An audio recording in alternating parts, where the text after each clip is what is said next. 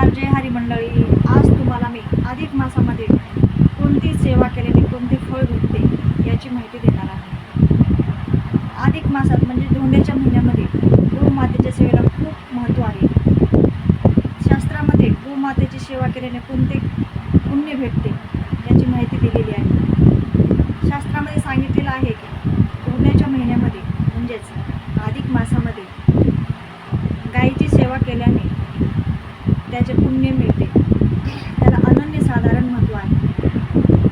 मग गायीची कोणती सेवा करतात तर पुरुषोत्तम योग या मासामध्ये पुरणाचे धोंडे किंवा गुळाचे किंवा तुपात तळलेले धोंडे हे 33 धोंडे तयार करून ते गायीला खाऊ घालतात. हे अशा प्रकारचे धोंडे, पुरणाचे धोंडे किंवा गुळाचे धोंडे अधिक मासामध्ये एका महिन्यात 3 वेळेस खाऊ घालतात. यामुळे काय होतं,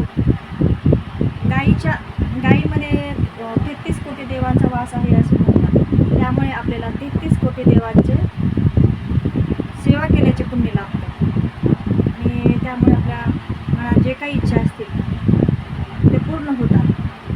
सकारात्मकता येते आणि घरात आनंदी वातावरण राहते. आपल्या कामामध्ये यश येते.